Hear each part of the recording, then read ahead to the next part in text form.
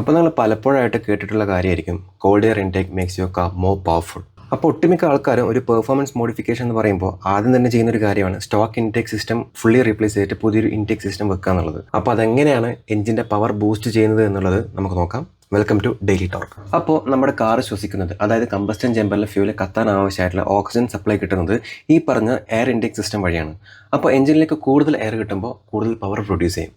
അപ്പോൾ അതാണ് ഇതിൻ്റെ ബാക്കിലെ ഫിസിക്സ്. അപ്പോൾ കുറേ പേർക്കുള്ള സംശയമായിരിക്കും ഈ ഇൻടേക്ക് ഫിൽറ്റർ മാറ്റുമ്പോൾ എങ്ങനെയാണ് ഈ ഓക്സിജൻ സപ്ലൈ കൂടുന്നത് എന്നുള്ളത്. ആദ്യം നമുക്ക് ഓൾറെഡി വണ്ടികളിൽ വരുന്ന സ്റ്റോക്ക് ഇൻടേക്കിൻ്റെ കാര്യം നോക്കാം. ഒട്ടുമിക്ക വണ്ടികളിലെയും സ്റ്റോക്ക് ആയിട്ടുള്ള എയർ ഇൻടേക്ക് സിസ്റ്റം നോക്കിക്കഴിഞ്ഞാൽ എഞ്ചിൻ കമ്പാർട്ട്മെൻറ്റിൻ്റെ അടുത്ത് തന്നെ ആയിട്ടൊരു ബോക്സ് ഉണ്ടാവും. ആ ബോക്സിൽ നിന്ന് ഇൻടേക്ക് മാനിഫോൾഡിലേക്ക് കണക്ട് ചെയ്യുന്ന ഒരു പൈപ്പ് ഉണ്ടാവും.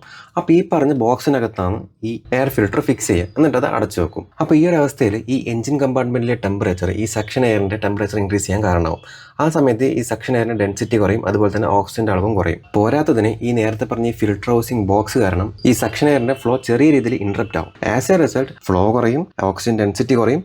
അതുകൊണ്ട് തന്നെ ഒരു നോർമൽ ആയിട്ടുള്ള ഒരു കമ്പസ്റ്റൻ മാത്രമേ കമ്പസ്റ്റൻ ചേമ്പറിൽ സംഭവിക്കുള്ളൂ. അപ്പോൾ ഈ ഒരു കാരണം കൊണ്ടാണ് പലരും ഇൻഡക്ഷൻ സിസ്റ്റം ചേഞ്ച് ചെയ്തിട്ട് ഈ ഒരു cold air intake system replace ചെയ്ത് വെക്കുന്നത്. അപ്പോൾ നമ്മൾ ഈ cold air intake system install ചെയ്യുന്ന സമയത്ത് ഈ സക്ഷൻ ഫിൽറ്റർ ഈ എഞ്ചിൻ ടെമ്പറേച്ചർ അധികം എഫക്ട് ചെയ്യാത്തൊരു ഭാഗത്തായിട്ടായിരിക്കും ഇൻസ്റ്റാൾ ചെയ്യുക. അതുകൊണ്ട് തന്നെ ഈ സക്ഷൻ എയർ ടെമ്പറേച്ചർ കമ്പാരിറ്റീവ്ലി കുറവായിരിക്കും. സോ എയർ ഡെൻസിറ്റി കൂടുതലായിരിക്കും, അതുപോലെ തന്നെ ഓക്സിജന്റെ അളവും കൂടുതലായിരിക്കും. ആസ് എ റിസൾട്ട് എഞ്ചിനിലെ പവർ സ്റ്റോക്കിന്റെ ബ്ലാസ്റ്റിന്റെ മാഗ്നിറ്റ്യൂഡ് കൂടും, വീൽസിലേക്ക് കൂടുതൽ പവർ ഡെലിവർ ചെയ്യപ്പെടും.